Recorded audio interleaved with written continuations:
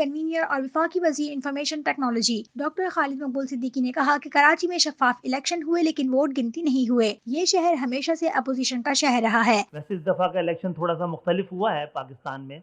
اب پورے پاکستان کا تو مجھے پتہ نہیں، کراچی کے بارے میں بڑا یقین ہے کہ یہاں پولنگ بڑی ٹرانسپیرنٹ ہوئی ہے. لیکن الیکشن کے دو حصے ہوتے ہیں، ایک میں پولنگ ہوتی ہے، دوسرے میں کاؤنٹنگ ہوتی ہے. اس دفعہ کراچی میں کاؤنٹنگ نہیں کی گئی ہے. پولنگ بہرحال بڑی شفاف ہوئی ہے.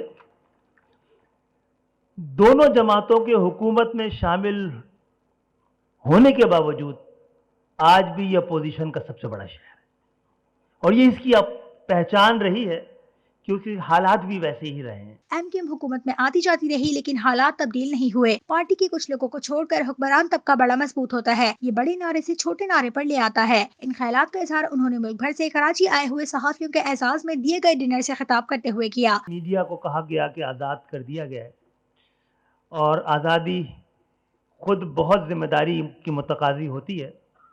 یہ تو وقت بتائے گا کہ ہم نے اس آزادی کو پوری ذمہ داری سے ادا کیا یا نہیں کیا. لیکن میں پھر بھی سمجھتا ہوں کہ حکومت کی ذمہ داری ہے کہ ریاست کے اس غیر اعلان شدہ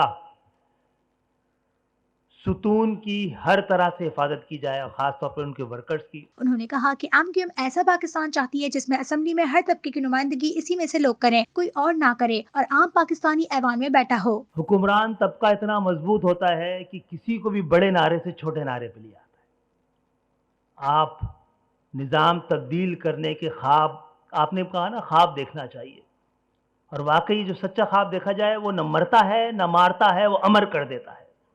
ہم نے بھی خواب دیکھا ہے، اور ہم چاہتے ہیں پورا پاکستان ہمارے ساتھ مل کے وہ خواب دیکھے، ایک ایسے ایوان کا خواب کہ جس میں مزدور کی نمائندگی مزدور، کسان کی نمائندگی کسان کر رہا ہو. خالد مقبول صدیقی نے کہا کہ ہم پر بھتوں کے الزامات لگتے ہیں، لیکن میں چوتھی مرتبہ اسمبلی کا رکن 10 روپے خرچ کیے بغیر منتخب ہوا ہوں. ایم کیو ایم اگر اپنی نشستیں فروخت کرتی تو اربوں روپے کی فروخت ہوتی. ایک ٹارچر سیل میرے آفس سے بھی نکلا تھا، میں روپوش تھا، میں نے اس میں ٹی وی پہ دیکھا. پھر جنہوں نے اس کو سیل کیا تھا آفس کو بھول گئے، 1 مہینے بعد پھر وہیں سے ٹارچر سیل نکل آیا تھا.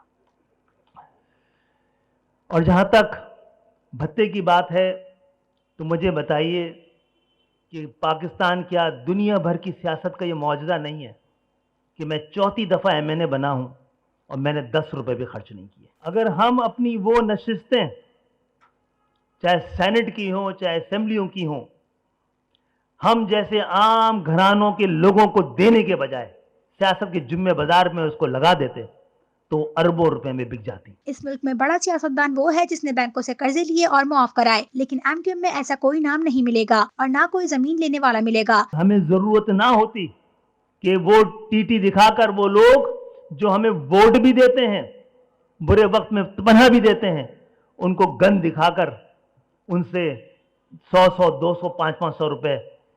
پاکستان میں تو بڑا وہ ہے، اور بڑا سیاستدان وہ ہے، اور بڑا عزت دار وہ ہے جو اپنے عہدے سے فائدہ اٹھا کے قرضے لے اور پھر معاف کروا لے. تو آپ بتائیے کوئی ایک نام ایم کیو ایم کا آپ ایسا لے سکتے ہیں کہ جس نے اپنے عہدے پہ رہتے ہوئے قرضے لیے بھی ہوں اور قرضے معاف بھی کروائے ہوں؟ کوئی ایسا بھی نام لے لیجئے کہ ایم کیو ایم کا کوئی وہ بندہ جس نے اپنے عہدے سے فائدہ اٹھا کر زمینیں اور پلاٹ اپنے نام لیے ہوں. کچھ لوگوں نے لیے ہوں گے لیکن وہ ایم کیو ایم کا مقدر نہیں بن سکے وہ لوگ. میئر کراچی وسیم اختر نے کہا کہ ایم کیو ایم قیام پاکستان سے 98% مظلوموں کی جدوجہد کر رہی ہے، جس طرح صحافی جدوجہد کر رہے ہیں. صحافیوں کے مسائل کے حل کے لیے مالکان سے بات کرتے ہیں اور سٹی کونسل میں بھی قرارداد منظور کریں گے. کیونکہ ایشوز ہمارے ووٹرز کے، ہمارے سپورٹرز کے بھی وہی ہیں، اور یہ ہم میں سے ہیں سارے.